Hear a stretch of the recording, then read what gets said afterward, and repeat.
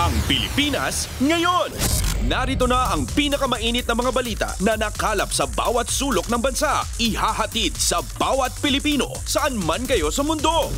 Ang Pilipinas ngayon. Pakinggan ang bawat kaganapan sa bawat lalawigan. Ito ang Pilipinas ngayon.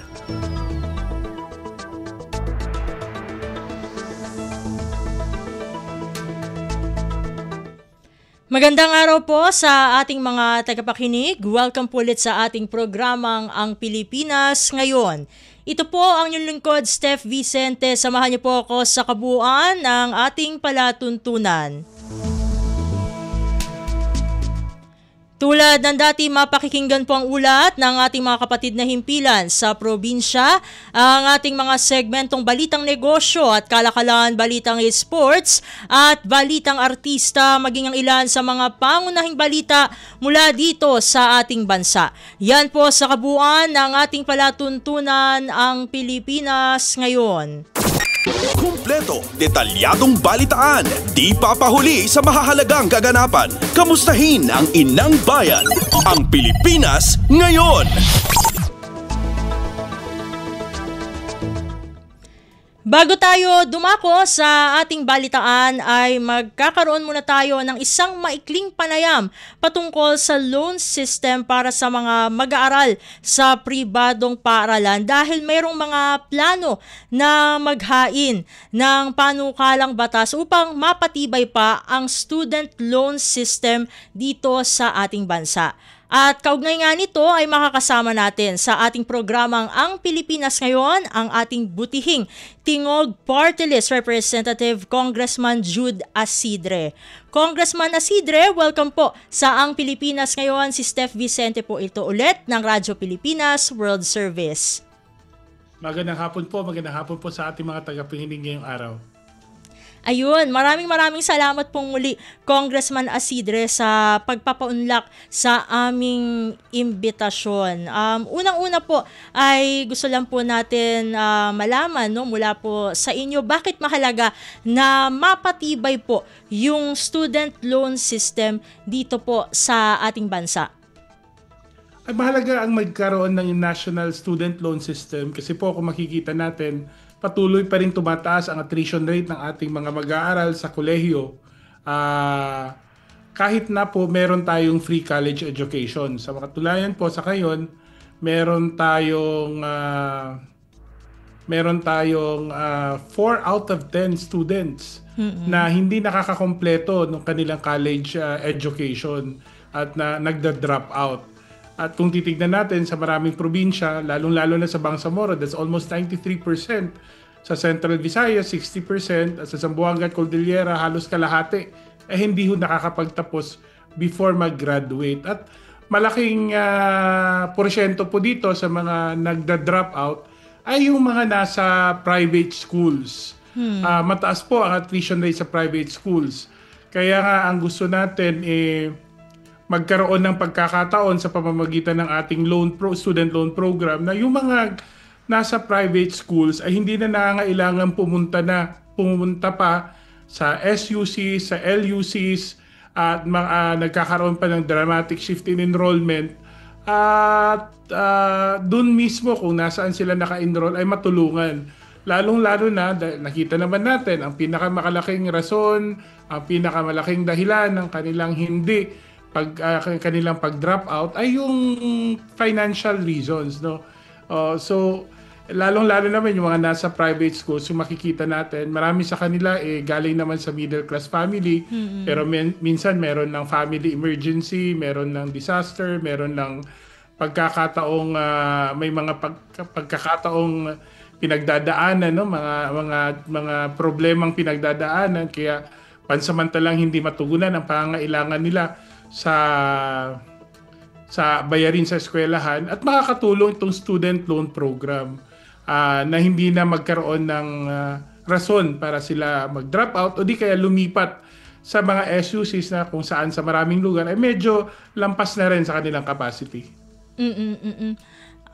Dahil nabanggit nyo na rin po plano po na maghain ng bill para para nga po dito sa loan system sa mga private school students, maaari nyo po bang kumbaga mas maidetalye pa po ito, no, para sa kaalaman din po ng ating mga tagapakinig na malay po natin mga magulang din po sila nitong mga estudyante na maaaring makabenepisyo po mula dito.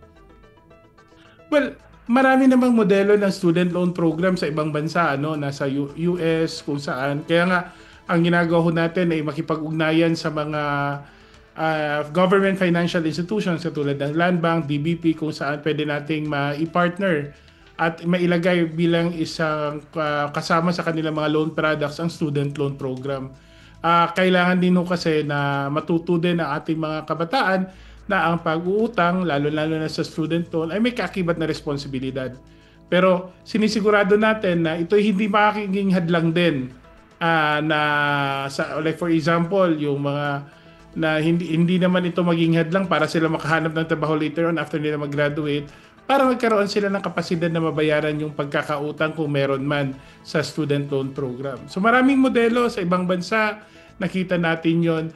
At siguro with the right support din, kasi hindi naman pwedeng student loan lahat, at least yung student loan, pwede siyang pandagdag sa kung anumang scholarship program o di kaya anumang programang financial na meron na ang ating pamahalaan. Kasi dapat makita din natin ang kahalagahan na mabigyan pansin din ang ating mga estudyanteng nag-aaral sa private schools. Matanong ko lang din po, Congressman, no? Kasi ito nga po ay isang loan system. Curious lang po kami dun sa kumbaga yung ihahain nyo po, no, na bill for this. Paano po yung magiging sistema po, no, ng paglo-loan, or meron po bang naka-include po, no, kung paano po ito dapat sa ngayon, sa ngayon po nasa panahon pa rin tayo ng pagbabalangkas sa patuloy na konsultasyon kung ano po ang maganda, what will work best for our situation sa Pilipinas. Bagamat ang broad strokes kailangan na syempre nasa formal na financial institution at hindi ho gobyerno lamang ang magpapatakbo. I mean, hindi ho CHED, hindi po yung mga opisina, kasi hindi naman ho nila expertise. At make sure na may kaakibat din na responsibility yung magulang o guardian ng mga gustong mag-loan, no? Kasi alam naman ho natin na marami ng student loan program ang na-suggest before at na-propose before.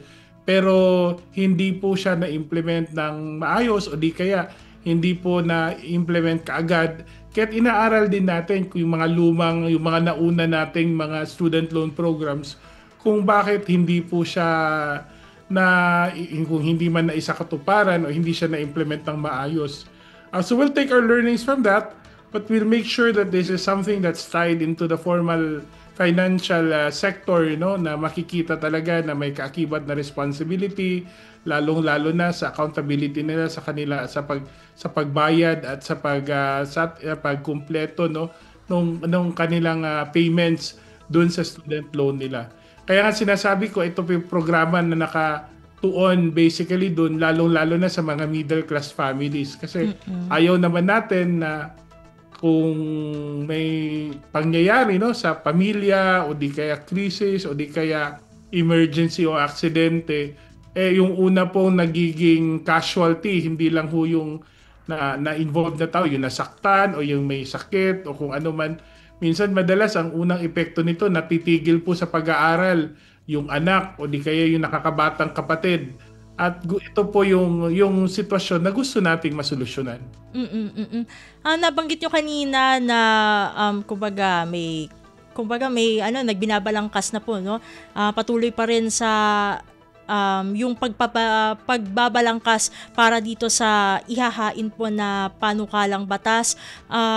Merong involvement, syempre, nabanggit nyo kanina, yung government financial institutions. Although, nabanggit nyo rin kanina na yung CHED, paano po ba yung, although sabi nyo nga po... Hindi ko na humarinig yung last part ng question, sorry. Nawala po kayo. Ayun. Loud and clear na po ako? Medyo kanina nawala po kayo sa dulo. Nawala sa dulo. Sige po. Ito lang po, Congressman, yung sa CHED po, kumusta po? Although hindi nga po nila specialty, no, itong sa mga loans. Pero kumusta po yung yung may mga consultations na po ba with CHED regarding this? Well, kung sa CHED, no, ang inaasahan nating tulong sa CHED is siguro maset natin yung guidelines, lalong-lalo na sa ping ano ang mas angkop sa kalagayan ng ating mga mag-aaral at sa mga patakaran ng mga eskwelahan. Siguro as a matter of policy, this has to be coordinated also with CHED. Considering that siguro sa access at sa scope at sa amount na concerned, no, when we talk about the loan package, student loan package, hanggang magkano ba ang pwedeng mautang o at least ang minimum, ano ba yung workable, yung terms ng pagbabayad. All of this will need to be discussed with our education stakeholders.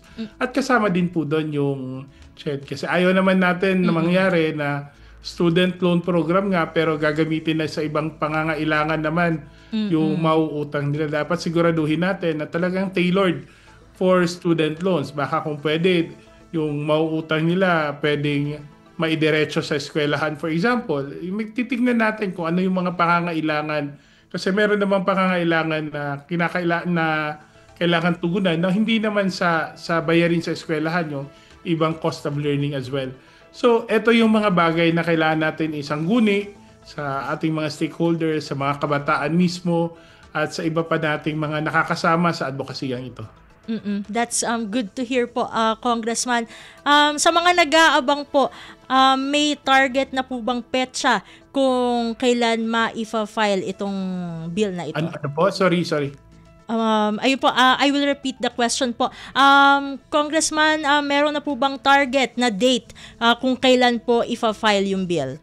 Well, we're hoping that we'll be done with the consultations as early as first week of next month, kasi nagsimula na ho tayong umikot sa mga education stakeholders at kasama po sa ating dinidiscuss at sinasangguni sa kanila itong usapin ng student loan. So hopefully meron naman tayong draft, but hopefully we'll be able to firm it up by the end of the month and ready na po for filing by next month.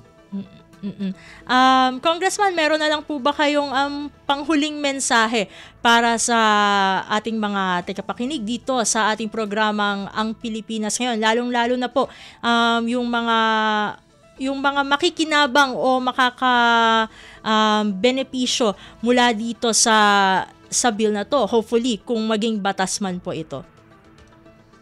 Ako naman, naging estudyante din ako minsan sa buhay ko at alam ko naman may mga pagkakataon talaga na medyo kinakapos ang aking mga magulang, ang mga pamilya. At alam ko ito'y karanasan ng maraming kabataan, maraming estudyante. Kaya po, sa inyong lahat po, ang sinisigurado natin ay magkaroon na ng access sa student loan ang mga estudyante para pag panahon ng exam, hindi lang ho tayo takot kung makakabayad ba tayo sa finals, o kundi kaya kung may mga pangangailangan sa eskwelahan, kung kailan ba natin yan magagawa, no? Kung kailan natin yan makukumpleto.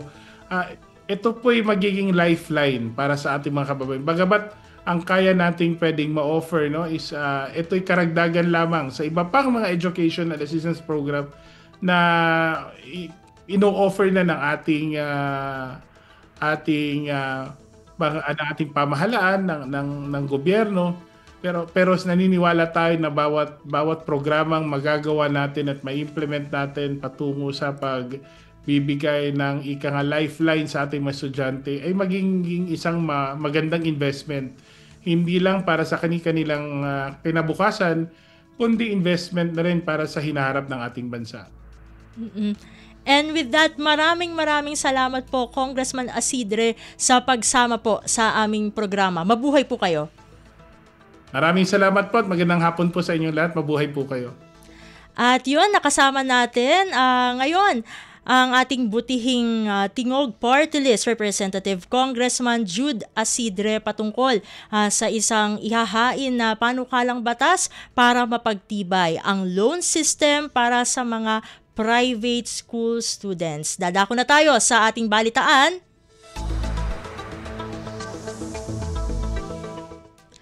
Sa mahahalagang balita, suspensyon ng lahat ng rice importation sa bansa sa loob ng 60 araw simula September 1, 2025, ipinagutos ni Pangulong Ferdinand R. Marcos Jr. Layon ng hakbang na ito na maprotektahan ang mga Pilipinong magsasaka sa mababang presyo ng palay ngayong harvest season. Kaugnay ng naging desisyon na yan ng ating Pangulo ay nakuhanan natin ng reaksyon sa pamagitan ng programang Global na Tayo si National Food Authority o NFA Administrator Dr. Larry Lacson. Narito ang bahagi ng naging panayam sa kanya. Ako, sa totoo lang, una, no, napakagandang balita niyan, no, para sa ating magsasaka, no, na matagal nang dumadaing sa presyo ng palay. With that imposition ng 60 days import ban, mukhang gaganda na. At in fact, mayroon tayong report, no, from Bulacan and Nueva Ecija, biglang nag 13.50, 14 pesos na per kilo. Talaga? Ang fresh. Talaga? Oo, report ng isang farmer leader na nagpapasalamat sa atin. So, ganun kabilis ang epekto. So, dun sa tanong mo naman, inaasahan ba ng NFA itong move na ito ng ating Pangulo? Alam mo, sa totoo lang, sa mga meeting natin, mismo kasing si Secretary Kiko ang nagpo-push nito, no? Na nag-recommend talaga sa Pangulo. Kami, kausap niya sa strategic committee meetings namin sa Stratcom, pinag-uusapang mabuti ito at yun nga yung nabuong rekomendasyon ng DA na sa pangunguna ni Secretary Kiko. Of course, doon hindi namin alam kung ano yung talagang magiging outcome, meaning ilang days bang ihinto, 30 days ba, 45 days ba, o 60 days ba. So, hindi ko, sa akin personally, hindi ko inaasahan na 60 days yung magiging import ban. Alam ko the President will hear yung hinaing ng ating magsasaka, clamor ng magsasaka. At si Secretary Kiko, ganun din, no? Kanya yun ang recommendation. Pero hindi ko talaga medyo na-expect na 60 days talaga. I was thinking mga siguro ako baka 30 days o 45 days. Then ginawang 60 days na makover yung harvest season. Ay napakaganda rin nun kasi talagang wala ngayon masyadong makakompete na kahit paano dun sa presyo ng palay natin. Ang agrikultura, narito ang bahagi ng panayam kay Engineer Rosendo So, Chairperson ng SINAG, kaugnay pa rin ng suspensyon ng lahat ng rice importation sa bansa simula sa buwan ng Setyembre. Yeah, ang discussion namin with DepDep or NEDA last week, dalawang action sanang gawin is i-increase yung tariff, no, from 15% to 35%. And secondly, yung temporary suspension ng pagpasok ng bigas. Welcome development ito, at least yung harvest time na September to itong November, mapahinto muna yung pagpasok ng imported rice para at least yung mga traders makabili dito sa ating mga magsasaka ng palay. Kasi bumagsak ang palay sa 10 piso dahil binabase nila dun sa international price, no, yung 25% broken pagpasok dito is 25 pesos lang landed. Kung equivalent to pala yan is 15 pesos. Kung i-deliver sa miller, pag pick up niyan is 12 pesos na 40% moisture or basa na 10 pesos. So with that, makakatulong ito na pag-akyat ng presyo ng palay dito sa atin. Si Engineer Rosendo So, Chairperson po ng SINAG. Pasada ng mga balita mula sa Pilipinas para sa mga Pilipino saan man sa mundo. Ang Pilipinas Ngayon. Samantala, Pilipinas at India palalakasin pa ang kooperasyon sa depensa at seguridad ayon kay Pangulong Ferdinand R. Marcos Jr. Magbabalita si Alvin Baltazar. Kapwa nagkasundo sina Pangulong Ferdinand R. Marcos Jr. at Prime Minister Narendra Modi na pataasin pa ang level ng kolaborasyon ng Pilipinas at India sa larangan ng defense at security. Ayon kay Pangulong Marcos, sang-ayon sila ng punong ministro na dapat samahan ng mas pinaigting na dialogo sa pagitan ng mga institusyong pandepensa ng India at ng Pilipinas. Bunsod nito, sabi ng punong ekutibo ay napagkasundoan nilang magkaroon ng mekanismo para sa pagbabahagi ng impormasyon at palitan ng pagsasanay sa pagitan ng sandatahang lakas ng dalawang bansa. Kaugnay nito ay pinahayag ng presidente na palalalimin pa nila ang ugnayan at kakayahang makapag-operate ng hukbong dagat at Coast Guard sa pamamagitan ng mga pagbisita sa daungan, cooperative activities at pagpapalakas ng kakayahan sa larangang pandagat. Pakinggan natin si Pangulong Ferdinand R. Marcos Jr. We concurred that we should be accompanied with intensified dialogue and exchanges between our defense establishments. So we have agreed to establish mechanisms for service-to-service talks, for information sharing, and training exchanges amongst our militaries. Nag-uulat mula sa New Delhi, India para sa in-the-state visit ni Pangulong Ferdinand R. Marcos Jr., Alvin Baltasar, Radyo Pilipinas, Radyo Publiko. Kumpleto, detalyadong balitaan, di papahuli sa mahahalagang kaganapan. Kamustahin ang inang bayan, ang Pilipinas ngayon. Sa iba pang mga balita, nakipagpulong si Pangulong Ferdinand R. Marcos Jr. kay Minister of Health and Family Welfare Shri Jagat Prakash Nada sa isang courtesy call na ginanap sa Taj Mahal Hotel sa New Delhi. Sumentro ang pagpupulong sa panukalang magkaroon ng kolaborasyon sa larangan ng kalusugan sa pagitan ng Pilipinas at India. Ayon kay Health Secretary Ted Herbosa na kasama sa delegasyon ng Pangulo sa India, kabilang din sa mga tinalakay ang pagbabahagi ng best practices ng India sa larangan ng medisina at kung paano nito natutugunan ang medical needs ng kanilang mamamayan. Kasama dito ay kung paano cover ang costing sa pagpapagamot sa iba't ibang karamdaman ng kanilang pamahalaan. Kabilang dito ang hypertension at iba't ibang uri ng cancer. Pasada ng mga balita mula sa Pilipinas para sa mga Pilipino saan man sa mundo. Ang Pilipinas ngayon. Sa iba pang mga ulat, nagpahatid naman ng pasasalamat si Pangulong Ferdinand R. Marcos Jr. kapwa kina Indian Prime Minister Narendra Modi at Indian President Draupadi Murmu hindi lamang sa napakainit na hospitality na ipinadama nito sa kanyang pagbisita sa India, kundi pati na rin sa aniyay commitment ng mga ito sa Philippine-Indian relations. Ang pasalamat ay ginawa ng Pangulo sa gitna ng aniyay paglulunsad ng isang bagong yugto para sa mas malapit at makabuluhang ugnayan sa pagitan ng Pilipinas at India. Kasama rin sa pinagpasalamat ng Pangulo sa India ay ang naging partisipasyon partikular ng Indian Navy sa pag-rescue nito sa mga Pinoy seafarers noong March 2024 na natrap sa isang Houthi rebel attack sa Gulf of Aden. Isa rin sa pinagpasalamat ng Pangulo kay Prime Minister Modi ay ang suporta ng India sa Pilipinas para sa mapayapang pagresolba ng mga sigalot at pagsunod sa international law, lalo na sa UNCLOS kaugnay sa o gayon din sa 2016 arbitral ruling na may kinalaman sa South China Sea na pumabor sa Pilipinas. Salamat din, sabi ng Pangulo, sa suporta ng India sa ASEAN at sa ating bansa na tatayong host country ng ASEAN 2026. Kumpleto, detalyadong balitaan, di papahuli sa mahahalagang kaganapan. Kamustahin ang inang bayan, ang Pilipinas ngayon. Samantala, tiniyak naman ni Pangulong Ferdinand R. Marcos Jr. sa Overseas Filipino Workers o OFW sa India na nananatiling sentro ang kanilang kapakanan sa bawat foreign mission ng pamahalaan ng Pilipinas.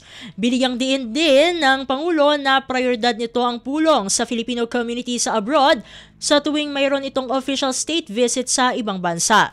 Sinimula ni Pangulong Marcos Jr. ang Official visit ito sa India sa imbitasyon ni Indian Prime Minister Narendra Modi sa pamagitan ng pakikipagkita sa Filipino community sa Taj Mahal Hotel sa New Delhi. Sa mensahe ng Pangulo sa naturang aktibidad, pinuri nito ang Filipino community sa India sa kanilang profesionalismo, pagiging matulungin sa kababayang Pilipino at pagiging ambassadors of goodwill para sa Pilipinas. Being with you reminds us and impresses once more upon us that our overriding mission in every foreign visit is to improve the lot and the lives of Filipinos, both in our motherland and outside of the Philippines, all around the world. Pangulong Ferdinand R. Marcos Jr. Pasada ng mga balita mula sa Pilipinas para sa mga Pilipino saan man sa mundo. Ang Pilipinas Ngayon.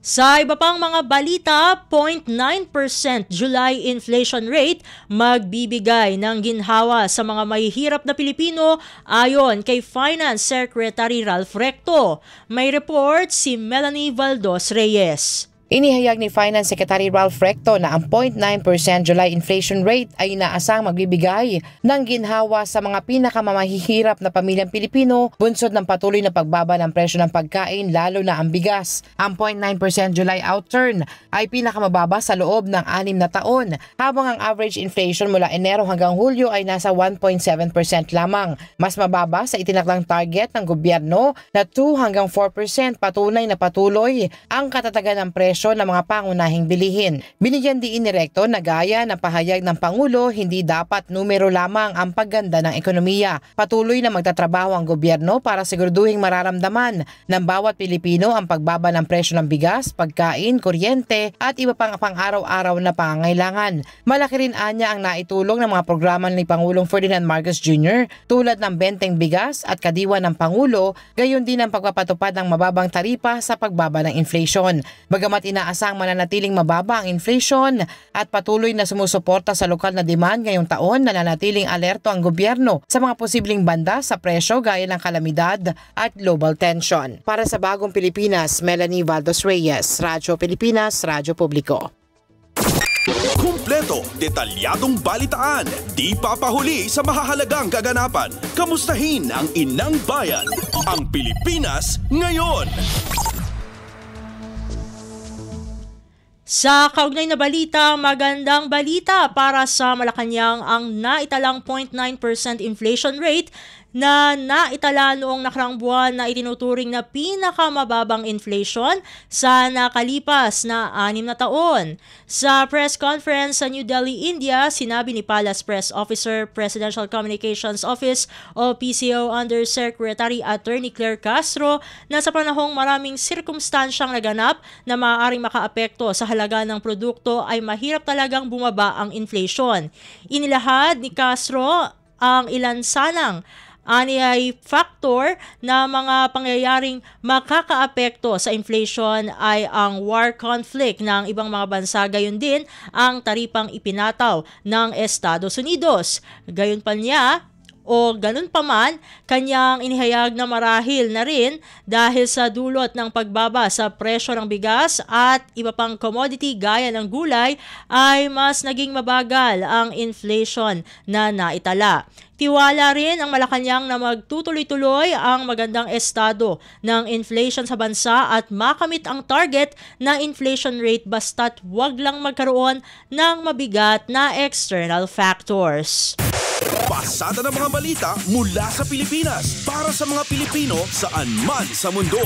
Ang Pilipinas Ngayon.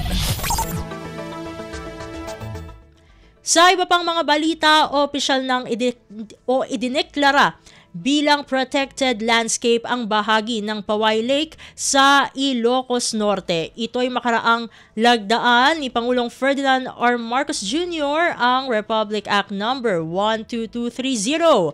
Layon ng batas na pangalagaan ang mayamang likas na yaman ng Paway Lake kabilang ang flora at fauna na matatagpuan dito. Gayon din upang kilalanin ang ecological na kahalagahan nito. Sa ilalim ng batas, batas, itatatag ang Protected Area Management Board o PAMB na binubuo ng Department of Environment and Natural Resources o DENR, gobernador ng lalawigan at mga kinatawan ng Kongreso na residente ng Ilocos Norte at alkalde ng Paway. Tungkulin ng board na pamahalaan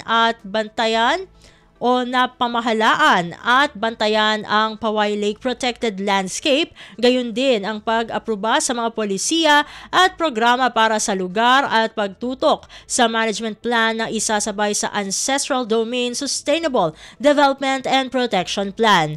Magtatatag din ang Protected Area Management Office para sa araw-araw na pangangasiwa at proteksyon ng Paway Lake Protected Landscape. Inaatasan din ng batas ang paglikha ng Paway Lake Protected Landscape Integrated Fund na gagamitin para sa pagpapanatili at pamamahala ng lugar. Pirmado ng Pangulo ang batas ika-4 ng Agosto ng taong 2025. Kumpleto, detalyadong balitaan, di papahuli sa mahahalagang kaganapan. Kamustahin ang inang bayan, ang Pilipinas ngayon. Samantala, Commission on Elections o COMELEC handang-handa na para sa BSKE o Barangay and Sangguniang Kabataan Elections. Si Raquel Bayan para sa balita. Siniguro ng Commission on Elections na tuloy-tuloy lamang ang paghahanda ng tanggapan para sa Barangay at Sangguniang Kabataan Elections. Ito ayon kay COMELEC spokesperson John Rex Laudianco ay kahit pa inaasahang lalagdaan ni Pangulong Ferdinand Marcos Jr. ngayong buwan ang panukala para sa postponement ng BSKE. Sa Bagong Pilipinas ngayon, ipinaliwanag ng opisyal na hindi nila isinasantabi ang posibilidad na mayroong umapela sa Korte Suprema at maglabas ng temporary restraining order ang mga mahistrado para harangin ang pagpapaliban ng halalan. Sabi ng opisyal, sila sa COMELEC walang nakikitang negatibong epekto sakaling matuloy ang pagpirma ng Pangulo sa postponement nito. Pagsisiguro ng opisyal, ano man ang mangyari, hindi masasayang ang mga paghahanda ng tanggapan dahil magagamit pa rin ang mga biniling gamit matuloy man o hindi ang Barangay at Sangguniang Kabataan Elections sa Disyembre. Bagamat alam po natin na dalagdaan na ng Pangulo sa August 12, hindi rin po namin inaalis yung pagkakataon na baka may umakyat sa kataas-asang hukuman. Tinatanggal ang pagkakataon na baka rin po makapag-issue ang Supreme Court ng isang restraining order kung saan wala pong choice ang COMELEC kundi ipagpatuloy pa rin ang paghahanda. Kaya po kami naman po paghahanda. Lahat naman po ng aming ginagawa ay hindi masasayang dahil sinisiguro namin hanggang sa procurement magagamit natin kung sakali mang matuloy ang halalan sa December 1 o kaya po hindi matuloy at sa katuparan po yung panibagong batas na nais pong malagdaan ng ating Pangulo. Mula sa Malacanang para sa Bagong Pilipinas, Raquel Bayan, Radyo Pilipinas, Radyo Publiko. Pasada ng mga balita mula sa Pilipinas para sa mga Pilipino saan man sa mundo. Ang Pilipinas ngayon. Sa iba pang mga balita, Senadora Risa Hontiveros kwinestyon ang pag-invest ng Government Service Insurance System o GSIS sa online gambling. Narito si Nympha Asuncion. Kwinestyon ni Senadora Risa Hontiveros ang pag-invest ng Government Service Insurance System o GSIS sa online gambling. Sa privilege speech ni Hontiveros, tinukoy nitong nag-invest ang GSIS sa online gambling platform na DigiPlus sa halagang 65.30 pesos kada share at ngayon lugi na ito dahil umaabot na lang sa 13.68 pesos ang kada share ng DigiPlus. Tanong ng Senadora, bakit ini-invest ang pondo ng gobyerno, partikular ng mga empleyado ng pamahalaan bilang kapital sa pagsusugal? Taliwasan niya ito sa pinagpupursigihan ng Kongreso at ng Malacanang na pagsusulong ng mga inisyatibo kontra sa online gambling dahil sa social cost na dulot nito. Bukod dito, pinunto rin ni Hontiveros ang anyay questionabling investment decisions ng kasalukuyang GSIS leadership dahil sa pamumuhunan nito sa mga kumpanyang baon sa utang at hindi maganda ang track record. Kaya naman hinihikayat ng mababatas ang Senate leadership na aksyonan ng issue at reviewin ang mga polisiya at guidelines ng investment decisions ng GSIS. Tiniyak naman ni Senate Committee on Games Chairman Senador Erwin Tulfo na iimbestigahan ng kanyang komite ang isyong prenesenta ni Hontiveros. Mula Senado para sa Bagong Pilipinas, Nympha Asuncion, Radyo Pilipinas, Radyo Publiko. Pasada ng mga balita mula sa Pilipinas para sa mga Pilipino saan man sa mundo. Ang Pilipinas ngayon. Samantala, ospital ng lungsod ng Maynila nakahandang tumulong sa mga pasyenteng hindi na kayang tanggapin ng Philippine General Hospital o PGH. May ulat si Lawrence Tanhoco. Nakahandang tumulong ang mga ospital ng lungsod ng Maynila sa mga pasyenteng hindi na kayang tanggapin ng Philippine General Hospital o PGH matapos umapaw sa kapasidad ng kanilang emergency room. Ayon sa PGH, lagpas 400% na ang occupancy rate ng kanilang ER kung saan mahigit 300 pasyente ang kasalukuyang nasa pasilidad na may kapasidad lamang na 75 na katao. Ayon kay Manila Mayor Isko Moreno, willing tumulong ang mga ospital ng lungsod at iginit na bawat buhay ay mahalaga. Anya, katuwang ng mga National Hospital ang mga lokal na pagamutan sa pagbibigay ng serbisyo sa publiko. Dagdag pa ng alkalde, bukas ang lokal na pamahalaan sa pagpapalitan ng pasyente kung kinakailangan. Mula pa rin dito sa lungsod ng Maynila para sa Bagong Pilipinas, ako si Lawrence Tanhoco ng Radyo Pilipinas, Radyo Publiko. Pasada ng mga balita mula sa Pilipinas para sa mga Pilipino saan man sa mundo. Ang Pilipinas Ngayon.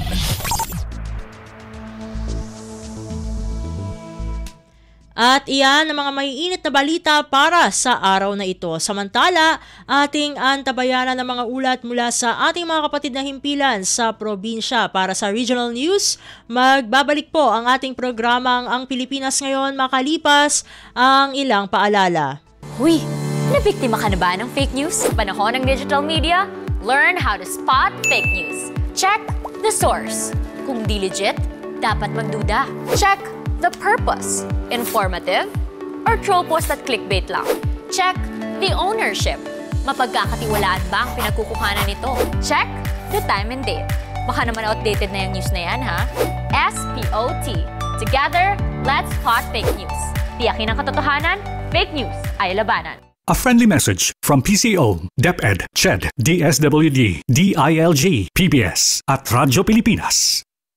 Alagang Amoso mula sa Associated Marine Officers and Seamen's Union of the Philippines. Hatid ay kaalaman tungkol sa mga serbisyo para sa ating mga seafarers. Tatalakay sa kanilang mga benepisyo at karapatan. Pag-uusapan ang kanilang kalagayan at ilalatag ang iba pang mahahalagang programa na bunga ng pagtutulungan ng pamahalaan at iba't ibang ahensya. Alagang Amoso. Kasama si Camille Simbulan tuwing Sabado dito sa Radyo Pilipinas World Service.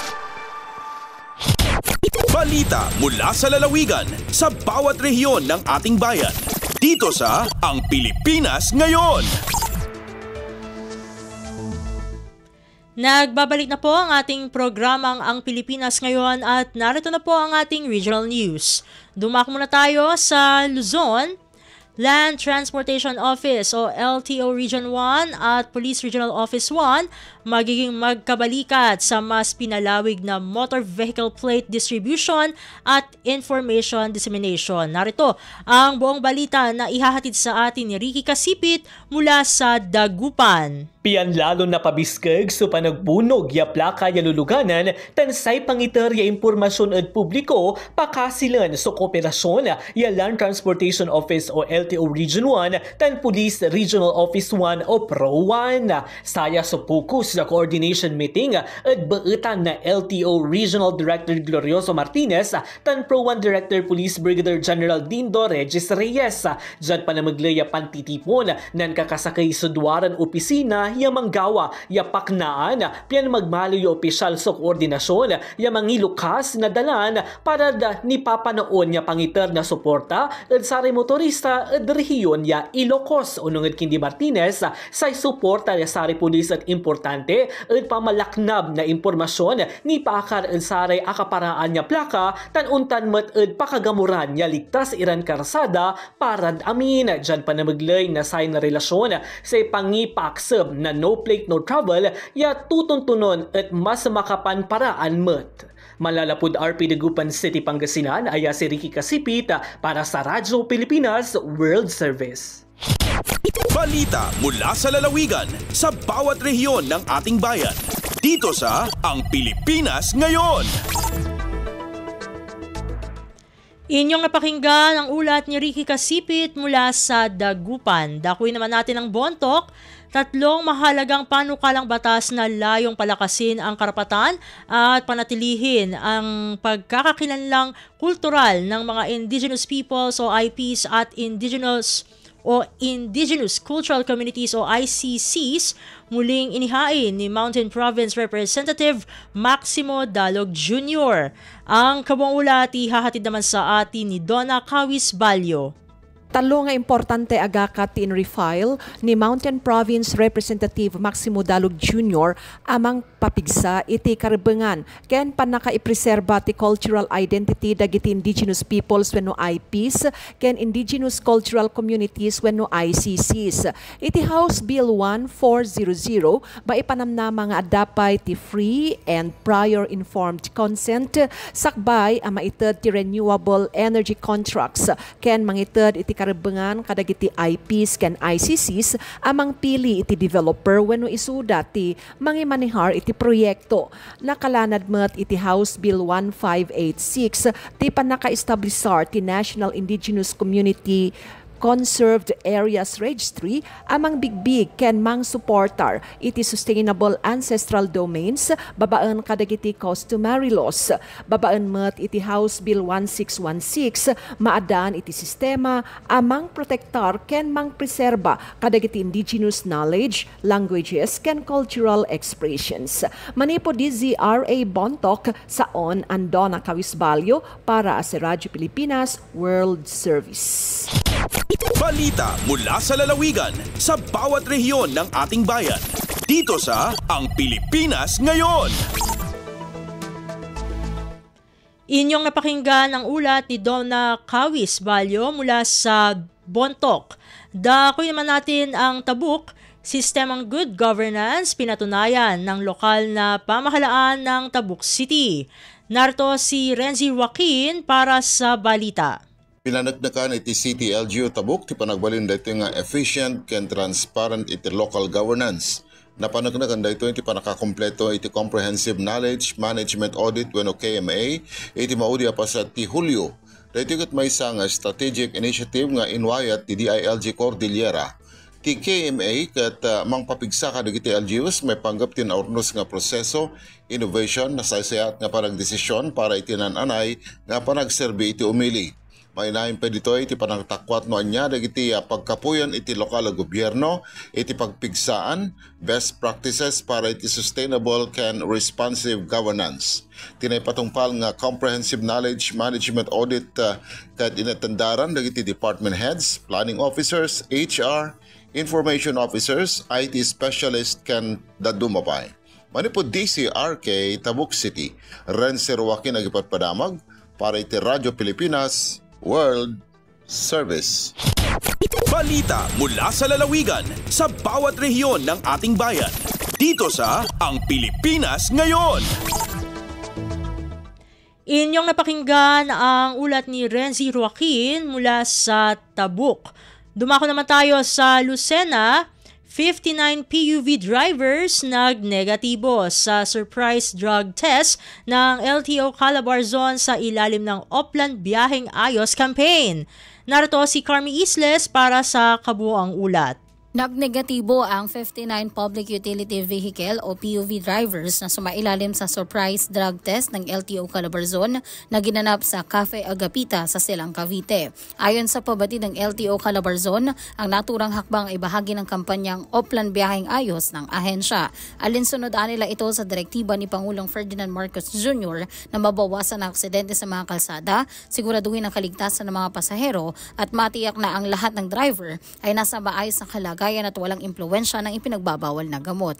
Samantala, kinumpirma ng LTO Calabarzon na gugulong din ang drug testing sa iba't ibang pangunahing terminal sa rehiyon sa mga susunod na linggo. Mula sa Radyo Pilipinas Lucena, ito si Carmi Isles para sa Radyo Pilipinas World Service. Balita mula sa lalawigan sa bawat rehiyon ng ating bayan. Dito sa Ang Pilipinas Ngayon. Inyong napakinggan ang ulat ni Carmi Isles mula sa Lucena. Dumako na tayo sa Palawan. Ikatlong Inclusive Governance National Conference isinasagawa sa Puerto Princesa. Ang kabuang ulat ihahatid sa atin ni Miriam Basig mula sa Palawan. Ingbubuat di sa Edward S. Hagedorn Coliseum ang Third Inclusive Governance National Conference nga gimpesa datong 4 Agosto igaruman magatapos sa 1 Agosto ang dagon nga dya. Ingmakon nga aktibidad ay insusuporta ng lokal nga gobyerno sa pagpanguna Puerto Princesa City Mayor Lucido Baron ig Assistant City Administrator Carlos Abogado. Tampok digi ang tema nga Disability Economics, Investing in Disability, Empowering Persons with Disabilities nga si Yusek Farima Alia Di Maporo ig Undersecretary for Legislative and Intergovernmental Affairs ig DSWD ang keynote speaker. Katuyuan ang pagtirimas nga pabasgan ang kapasidad ang mga Persons with Disability Affairs Offices o PDAO sa mga syudad sa tanang nasyon. Padayon ng syudad ig Puerto Princesa sa pagpapaabante ang inklusibong gobyerno ig parantay nga oportunidad para sa mga kapansanan. Agalin digi sa Puerto Princesa, Palawan, si Miriam Tejada Basig para sa Radyo Pilipinas World Service. Balita mula sa lalawigan sa bawat rehiyon ng ating bayan. Dito sa Ang Pilipinas Ngayon. Inyong napakinggan ang ulat ni Miriam Basig mula sa Palawan. Dumako na tayo sa Calbayog. Bagong 4.9 million peso multi-purpose building sa bayan ng Pagsanghang Samar magsisilbing Barangay Health Center. Ang detalye ng balita ihatid naman sa atin ni Suzette Pretencio. Natapos na ang 4.9 million pesos nga multi-purpose building sa Barangay Villa Hermosa Oriental sa bungtosan Pagsanghan Samar nga ginpondohan sa ilarom sa General Appropriations Act o GAA Fiscal Year 2024. Ang duha ka andana nga struktura nga may 216 square meters nga floor area paggagamiton como Barangay Health Center para maghatag sa first aid ngan magatender sa mga yano nga panginahanglan sa panlawas sa komunidad. Sa siyahan nga andana may ada treatment room, storage, pantry, receiving area, midwife's office ngan comfort room. Samtang ang ikaduha nga andana gintalaan para sa multi-purpose nga gamit. Iginpahayag sa DPWH Samar 1st District Engineering Office nga ang proyekto magdudugang san access san mga residente sa tay-aw nga lugar agud makabulig sa pagpaupay ug pagpauswag san kalibsog san komunidad. Tikang sa Radyo Pilipinas Calbayog, ini si Suzette Pretencio para sa Radyo Pilipinas World Service. Balita mula sa lalawigan sa bawat rehiyon ng ating bayan. Dito sa Ang Pilipinas Ngayon. Inyong napakinggan ang ulat ni Suzette Pretencio mula sa Calbayog at yun na rin ang kabuuan ng ating mga ulat mula sa Kabisayaan. Dumako naman tayo sa rehiyon ng Mindanao. Comprehensive Development Plan o CDP Midterm Review and Sectoral Planning Workshop isinagawa ng lungsod ng Tandag, Surigao del Sur. Narito si Raymond Aplaya para sa balita mula sa Tandag. Nagmalapuson ang gipaygayon nga tulo ka adlaw nga Comprehensive Development Plan o CDP Midterm Review and Sectoral Planning Workshop dinhi sa siyudad sa Tandag, Surigao del Sur. Gipasigdan ang mga aktibidad sa lokal nga pagamahanan nga gipanguluhan ni City Mayor Roxanne Pimentel. Tumong niini aron na susihon ang mga nahimo, masayran ang mga kakulangon ug ma-review ang mga prioridad nga mga programa ug proyekto alang sa tuig 2026 hangtod sa tuig 2028. Sa maong kalihukan, nagtigob ang mga opisyalis sa dakbayan, mga ahensya sa nasyonal nga pagamahanan, mga representante sa civil society o mga partner institutions. Ang maong workshop usa ka importante nga lakang alang sa gilauman nga paghiusa sa CDP, Annual Investment Program o EIP o Executive Legislative Agenda o ELA aron himuong simple ug mas epektibo ang pagmugna sa local development planning. Gikan sa Radyo Pilipinas Tandag, kini si Raymond Aplaya alang sa Radyo Pilipinas World Service. Balita mula sa lalawigan sa bawat rehiyon ng ating bayan. Dito sa Ang Pilipinas Ngayon. Inyong napakinggan ang ulat ni Raymond Aplaya mula sa Tandag. Puntahan naman natin ang Hulo. Unang Maritime Responders Training isinagawa sa Siasi, Sulu. Ang kabuang ulat ihahatid sa atin ni Fatma Gino. Nagpaon ng Coast Guard Station Western Sulu sin Coastal Barangay Maritime Responders Basic Training para 5 barangay dito Hasiasi. Piyaw ni nasabot pa karadyaan na Municipal Multipurpose Hall na pag-auhanan hindi Ensign Josmar Mustala iban ni PO3 Abdel Basar Apang at tulong tawang sin Coast Guard Substation Siasi iban sin Coast Guard District Southwestern na Mindanao. 5 muda nasabot pa karadyaan ingwadi nga barangay poblasyon Tongtong North Loud suwa buhay iban sin East Sisangat. Labi kay man katawin ni Magdir lamuda dunhay ni ingkay barang kasundaluhan day nga Philippine Army. Dito ray sa 20 maod ini Mayor Ben Said Muksan bilang guest speaker Timok Balday Sub sin kaptangan niya ni Commander Al-Hafid Sabi hatungod sin kahalkaan sin napagtama. Target sin Coast Guard papaunan sin nasabot pag-anad ingkay ba ng pabarangay hanasabot municipality. Day nga RP Holo ini Fatma Diligino para sa Pilipinas World Service. Balita mula sa lalawigan sa bawat rehiyon ng ating bayan. Dito sa Ang Pilipinas Ngayon. Inyong napakinggan ang ulat ni Fatma Gino mula sa Holo. Dito na nagtatapos ang ating regional news. Dadakuin na natin ang ating segmentong Balitang Negosyo at Kalakalan na susundan ng segmentong Balitang Sports na parehas na ihahatid sa atin ng ating kasamang si Win Peñano. Magbabalik po ang ating programang Ang Pilipinas Ngayon makalipas ang ilang paalala. This is a public service announcement. Maging handa sa oras ng sakuna. Para sa iyo at sa iyong pamilya, laging siguruhin. Go Bag ay nakahanda at naglalaman ng mga sumusunod. Ilang pirasong damit, ready-to-eat na pagkain at inuming aabot ng 3 araw. Personal na gamit para sa inyong hygiene. First aid kit kabilang ang alcohol, bandages, gamot sa lagnat, ubo at sipon, pati na rin ang inyong vitamins at maintenance medicines. Maglagay ng pito, flashlight, lighter o posporo. Huwag kalimutan ang mga charger o power bank. At higit sa lahat, isama ang mga importanteng gamit gaya ng inyong mga legal na dokumento, IDs, ATM o passbook, insurance at iba pa. This is a public service announcement. Public service announcement From PBS, Presidential Broadcast Service and Radyo Pilipinas. Huy, nabiktima ka na ba ng fake news? Sa panahon ng digital media, learn how to spot fake news. Check the source. Kung di legit, dapat magduda. Check the purpose. Informative or troll post at clickbait lang. Check the ownership. Mapagkakatiwalaan ba ang pinagkukuhanan nito? Check the time and date. Baka naman outdated na yung news na yan, ha? SPOT. Together, let's spot fake news. Tiyakin ang katotohanan, fake news ay labanan. A friendly message from PCO, DepEd, CHED, DSWD, DILG, PBS at Radyo Pilipinas. Lagay ng ekonomiya, kalakalan, negosyo at iba pa. Atin ang alamin dito sa Ang Pilipinas Ngayon.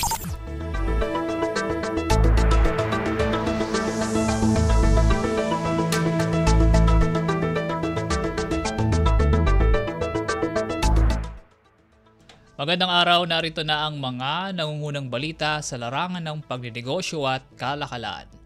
Tumaas ang employment rate o bilang ng mga Pilipino na may trabaho sa bansa noong Hunyo. Ayon sa pinakabagong labor force survey ng Philippine Statistics Authority o PSA, umakyat sa 96.3% ang employment rate nitong Hunyo, 0.2% mas mataas kumpara sa 96.1% na naitala noong Mayo.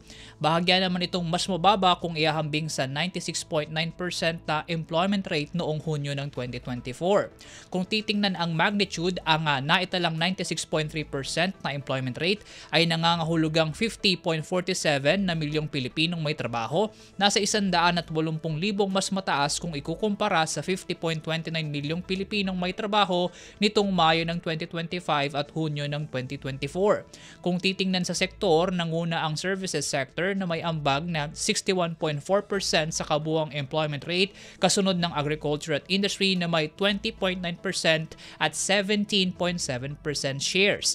Dahil sa pagtaas ng empleyo sa bansa noong Hunyo, bumaba rin sa 3.7% o 1.95 na milyon ang mga Pilipinong unemployed o walang trabaho sa nasabing buwan, mas mababa sa 2.09 na milyong Pilipinong unemployed noong Mayo.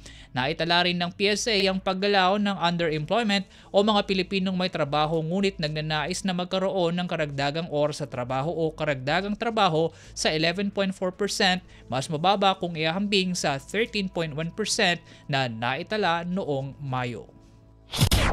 Lagay ng ekonomiya, kalakalan, negosyo at iba pa. Atin ang alamin dito sa Ang Pilipinas Ngayon.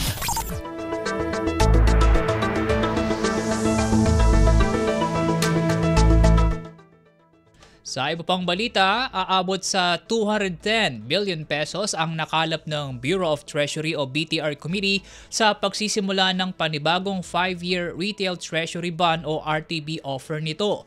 Sa coupon rate setting auction nitong Martes, ipresenta ng BTR ang bagong RTB offering na may 5,000 pesos bilang minimum placement at 6% na coupon rate. Sa pagbubukas ng auction, aabot sa 354.175 billion pesos ang kabuang bid, malaking lundag mula sa 30 billion pesos na offer.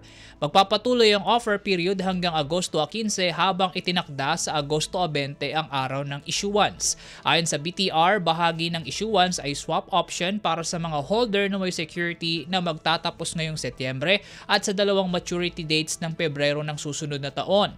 Hinikayat din ito ang publiko na mag-invest na sa RTB na anilay hindi lamang mapagbibenipisyuhan ng mga mamumuhunan bagkus ay makatutulong din sa hinaharap ng bansa. Sa mga nagnanais na mag-invest, maaaring mamuhunan sa pamamagitan ng BTR website sa Development Bank of the Philippines, Land Bank of the Philippines, Metropolitan Bank and Trust Bank at China Bank. Maaari ring bumili ng RTB sa pamamagitan ng mobile banking apps ng Land Bank, OF Bank, Bonds.ph, PDAX at sa e-wallet platform na GCash. Lagay ng ekonomiya, kalakalan, negosyo at iba pa. Atin ang alamin dito sa Ang Pilipinas Ngayon.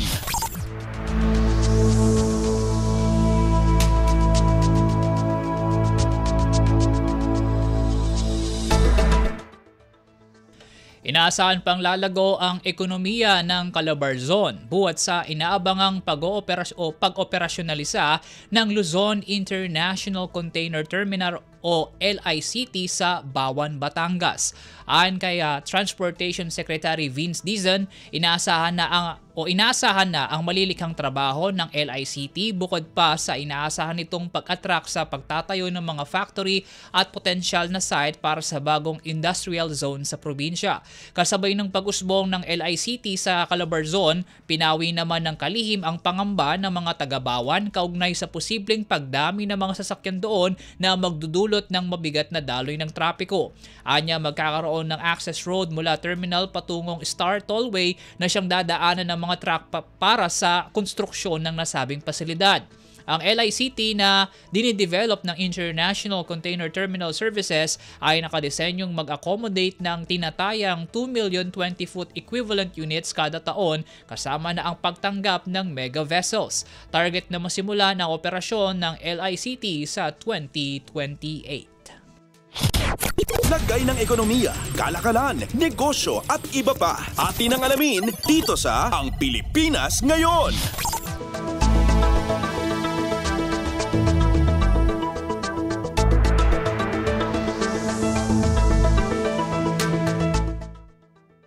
Lumagda ng isang 20-year Power Supply Agreement o PSA ang Meralco kasama ang isang biogas firm sa layong mapalakas pa ang renewable energy capacity ng kumpanya. Sa isang pahayag, inanunsyo ng Meralco ang nalagdaang kasunduan nito kasama ang First Quezon Biogas Corporation o FQBC para sa isang 1.25 megawatts renewable energy capacity. Ayon sa Electric Power Distributor, sa pamamagitan ng advanced aerobic digestion technology ng FQBC na kayang i-convert ang mga dumi ng manok at iba pang agricultural waste sa biogas, makatutulong ito para makalikha ng kuryente na siyang kapakikinabangan ng mga customer. Sa pamamagitan din nila ng kasunduan, hindi lamang nasisiguro ang baseload supply bagkus ay natutulungan din ang mga lokal na komunidad sa pagpapaunlad pa ng ganitong klaseng renewable energy technology. Ang PSA ng Meralco at FQBC ay nakalinya sa hangarin ng Department of Energy na mapalago pa ang renewable energy utilization sa bansa sa pamamagitan ng pag-require sa mga distribution utilities na magkaroon ng baseload supply mula sa renewable energy plants. Kasalukuyan nang nasa proseso ang proyekto, partikular ang review nito at kalaunan ay pag-aproba ng Energy Regulatory Commission.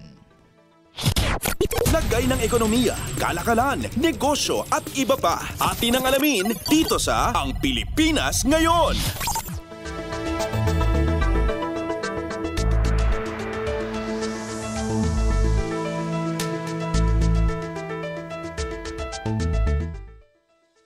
At para naman sa ating foreign exchange rates ngayong araw, ika-6 ng Agosto taong kasalukuyan, ang palitan ng piso sa United States dollars ay nasa 57 pesos and 45 centavos, 39 centavos sa Japanese yen, 44 pesos and 63 centavos sa Singaporean dollar, 4 centavos sa South Korean won, 8 pesos sa Chinese yuan, 7 pesos and 32 centavos sa Hong Kong dollar, 76 pesos and 41 centavos sa United Kingdom pound, 66 pesos and 50 centavos sa palitan sa euro, 41 pesos and 71 centavos sa Canadian dollar, at 15 pesos and 31 centavos sa Saudi Arabian Riyal. Lagay ng ekonomiya, kalakalan, negosyo at iba pa. Atin ang alamin dito sa Ang Pilipinas Ngayon.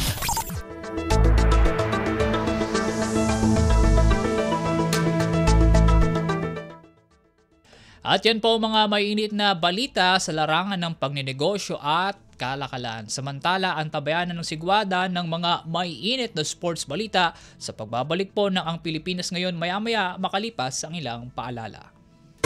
Time to celebrate kulturang Pinoy, tradisyon, musika, sining, literatura at iba pa. Anything and everything fun and Filipino. Ito ang Pinoy Kultura. Isang nakagawian ng mga Pilipino na medyo di na natin namamasdan ngayon ay ang pagmamano sa ating mga nakatatanda. Ano ba? It's long been part of Philippine culture, a gesture of respect that involves saying mano po, then lightly touching one's forehead on the offered hand of an elder, whether you're lola, lolo, nanay, tatay, ate, kuya, or mano po ninong, mano po ninong. It's practiced all year round as a form of greeting, usually upon entering an elder's house or attending family reunions. Mano na tayo next time we see our elders. Yan ang Pinoy Kultura because our culture is cool. Paliwanag mo sa tao na hindi totoo yan. Dahil ang totoo, yung totoo ang dapat ninyong malaman. Nagkalat sa internet ang fake news o mali at fake news. Tinatapon niyo yung tao. What they are doing is creating panic. We say no. Yung pagkalat ng fake news. And some of it's dangerous. Sana iwasan po natin pag-spread ng fake news. At di magpapakalat ng disinformation at misinformation ang kasulukuyang administrasyon. Stop telling us fake news because you're wrong. Para sa totoo at mapagkakatiwalaang mga balita at impormasyon, Radyo Pilipinas.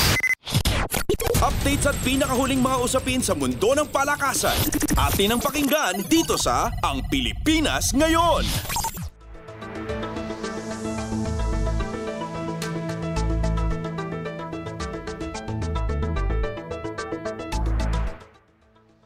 At nagbabalik po ang Pilipinas Ngayon. Para sa pasada ng mga mainit na sports balita ngayong araw, bigo ang Gilas Pilipinas na maitaguyod ang unang panalo sa FIBA Asia Cup matapos na mapayuko ng Chinese Taipei sa score na 95-87. Sa bakbakan ng dalawang team sa King Abdullah Sports City sa Jeddah, Saudi Arabia nitong Miyerkules ng umaga, agad na rumatsyada ng sunod-sunod na puntos ang Chinese Taipei dahilan para ma-maintain nito ang kalamangan hanggang sa last frame. Kulang-kulang 5 minuto ng fourth quarter nang magtangkang makabawi ang national squad buhat sa opensa ni Kevin Kembao dahilan para bumaba sa 6 points ang lead ng kalaban. Tuloy-tuloy na sana ang momentum ng Gilas nang biglang pawiin ito ni Ying Chun Chen gamit ang isang 3 at 2 freebies na nagpabalik sa double-digit edge ng Chinese Taipei. Sumubok pa ang Gilas ng abante sa pamamagitan ng last-minute boards ni Dwight Ramos, ngunit sa kasabang palad ay sinagutan muli ito ni Chen para maistablisa ang dagdag na kalamangan ng kanyang team. Top scorer ng Chinese Taipei si Chen na may talang 34 points habang 19 points at 7 rebounds naman ang naiproduce ni Justin Brownlee para sa Gilas. Sunod na asignatura ng Team Cone-led squad ang top seeder sa Group D na New Zealand. Updates at pinakahuling mga usapin sa mundo ng palakasan. Atin ang pakinggan dito sa Ang Pilipinas Ngayon.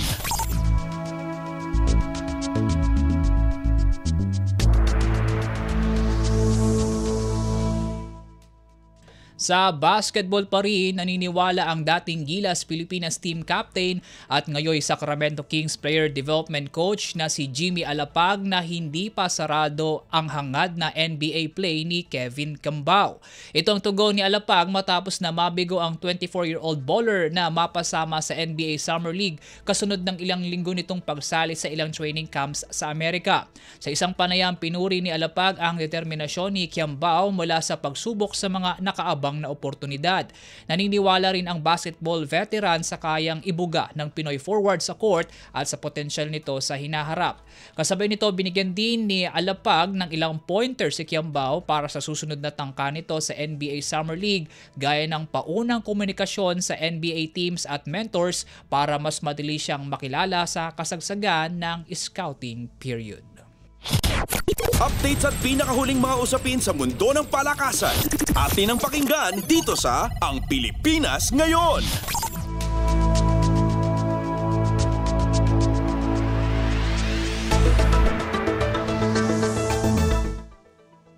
Wala basketball, lipat naman tayo sa volleyball. Matapos ang bronze finish sa Leg 1 ng 2025 CV League sa Thailand noong nakarang linggo, susubok muli ang Alas Pilipinas para sa tangkang ginto sa ikalawang sigwada ng torneo sa Vietnam.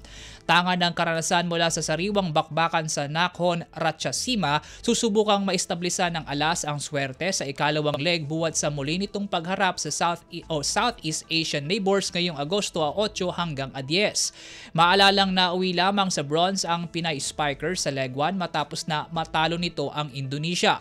Bigo naman itong makasampa sa finals buwat sa nalasap na talo sa kamay ng Thailand at Vietnam. Updates at pinakahuling mga usapin sa mundo ng palakasan. Atin ang pakinggan dito sa Ang Pilipinas Ngayon.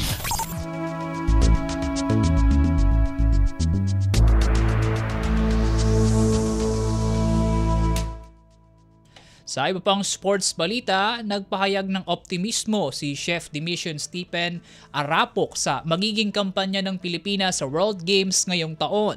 Ayon kay Arapok na nagsisilbi ring Pangulo ng Muay Thai Association of the Philippines, kumpiyansa siyang makakapag-produce ng champions ang bansa buwat sa teamwork at masidhing suporta ng Philippine Olympic Committee at ng Philippine Sports Commission.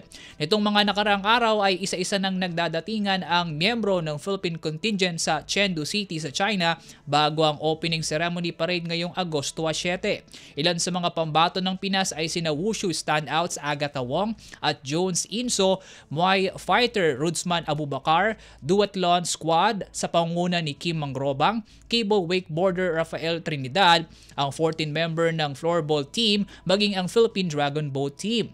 Tanga ng Pilipinas ang 2 gold sa nasabing torneo buwat sa napaghari ang men's single 9-ball event ni Carlo Biado sa Poland noong 2017 at sa nadominang Komite Women's 50 kg category ni Filipino-Japanese Juna Chuki sa Alabama, USA noong 2022. Updates at pinakahuling mga usapin sa mundo ng palakasan. Atin ang pakinggan dito sa Ang Pilipinas Ngayon.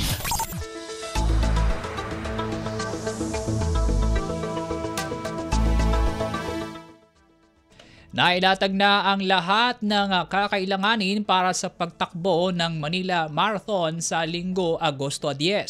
Sa isang pulong balitaan, iniulat ni Run Rio Incorporated President Rio de la Cruz na aabot sa 19,000 ang kalahok para sa isa sa pinakamalaking karera sa bansa ngayong taon. Ayon kay de la Cruz, bulto ng mga kasali sa marathon ay mula sa 21 kilometers na may 7,000 participants, habang 5,200 naman ang nagparehistro sa 10-kilometer category. 3,000 naman ang nagpalista sa 42-kilometer event, habang halos 4,000 naman sa 3K category. Ilan sa mga tatakbo ay sina national athletes Christine Haliasgo, Artjoy Torregosa, Richard Salano at Arlan Arbois, katunggali ang mga pambato ng Japan, United States, Singapore, United Kingdom, Canada, Malaysia, China, South Korea, Kenya, France, Poland, Switzerland at iba pa. Bukod sa pagkilala sa Manila Marathon bilang rankings competition ng World Athletics, magsisilbi rin itong qualifier ng national team sa nalalapit na Southeast Asian Games sa Thailand ngayong taon. Tatakbo ang Manila Marathon sa mga syudad ng Maynila, Makati, Parañaque at Pasay, kalakip ang kabuang 900,000 pesos na papremyo sa mga magwawagi sa iba-ibang kategorya. Updates at pinakahuling mga usapin sa mundo ng palakasan. Atin ang pakinggan dito sa Ang Pilipinas Ngayon.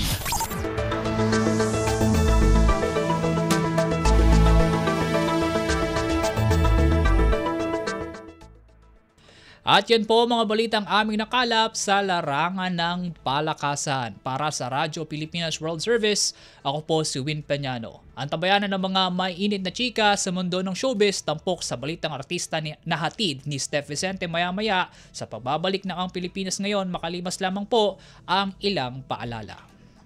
Time to celebrate kulturang Pinoy. Tradisyon, musika, sining, literatura at iba pa. Anything and everything fun and Filipino. Ito ang Pinoy Kultura. One of the fondest memories I have as a kid is riding the jeepney. It made me feel like a king. Dahil ito ang King of the Road.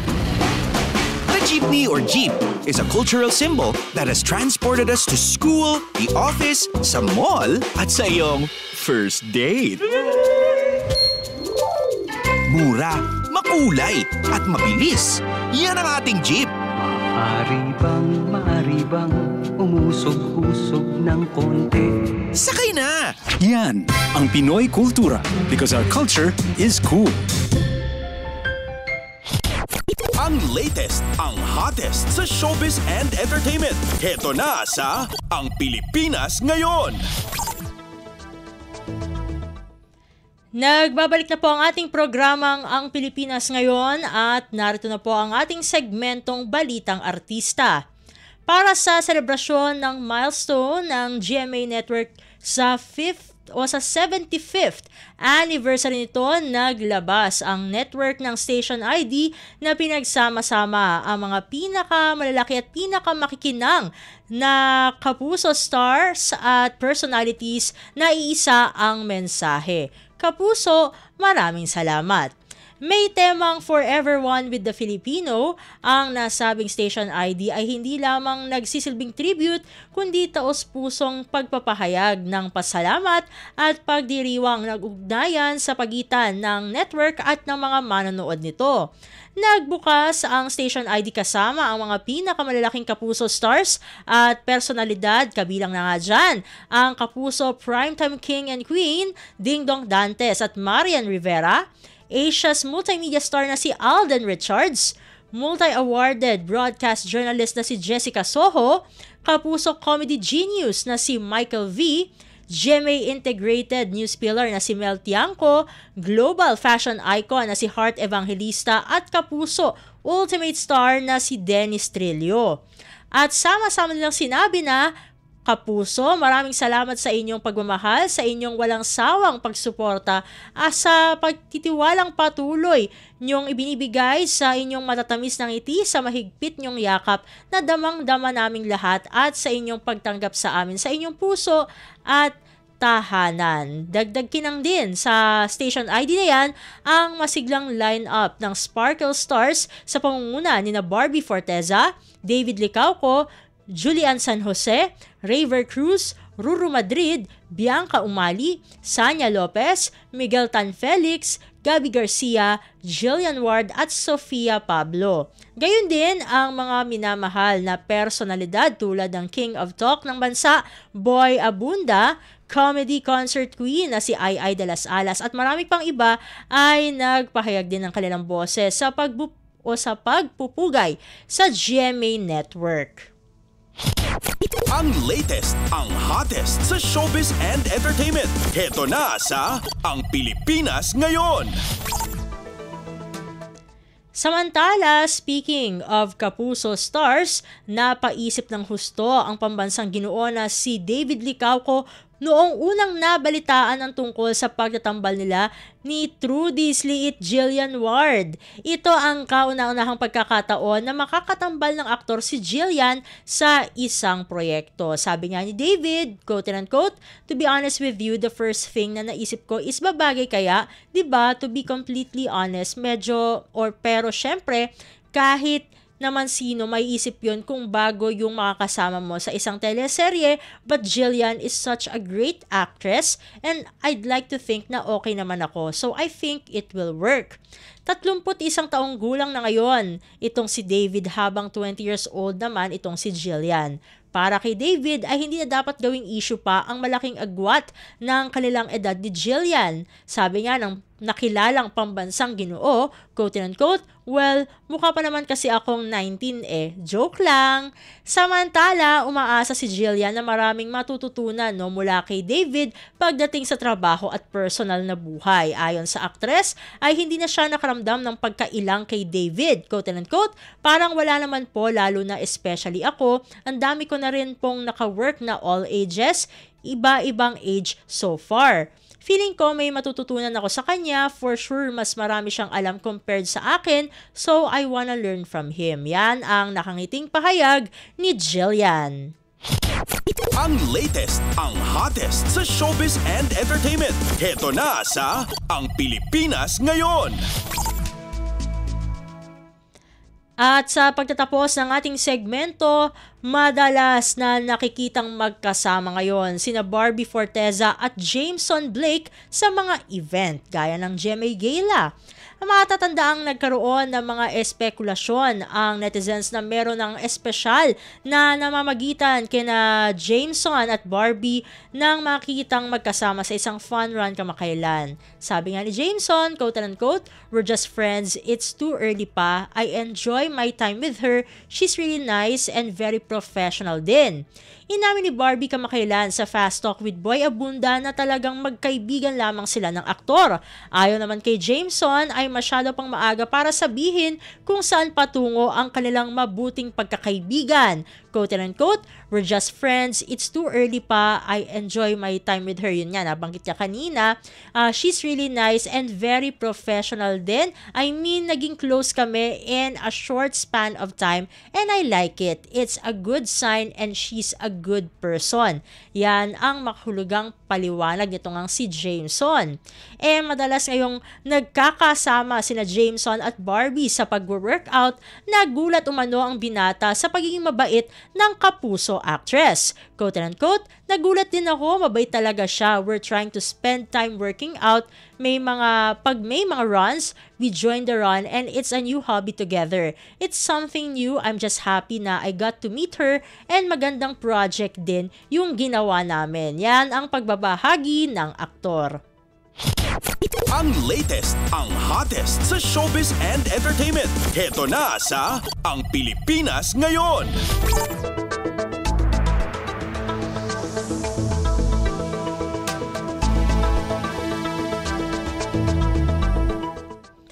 At inyo pong napakinggan ang ating segmentong Balitang Artista. Yan na po ang naging kabuuan ng ating programa para sa araw na ito. Samantala, magpapasalamat na tayo sa ating mga nakasama sa studio na sina Milo Jonella, Susan Aison, Hiro Lucero at Anthony Pimentel. Salamat din sa mga naghatid ng mga ulat mula sa Kamaynilaan at mga probinsya, pati na rin ang naghatid sa atin ng mga segmentong Balitang Negosyo at Kalakalan at Balitang Sports na si Win Peñano. At syempre, maraming salamat sa ating station manager na si Mr. Ray Sampang. Maraming salamat po hanggang sa susunod na edisyon ng ating palatuntunan. Huwag kalimutang mag-like, mag-follow at mag-subscribe na sa mga social media account o page ng Radyo Pilipinas World Service upang maging laging updated sa mga mahahalagang balita. Ito pong muli ang inyong lingkod, Steph Vicente. Mabuhay po tayong mga Pilipino. At yan ang Pilipinas Ngayon. Muling samahan sa parehong oras at alamin ang pinakahuling mga kaganapan at balita saan man kayo naroon. Ang Pilipinas Ngayon.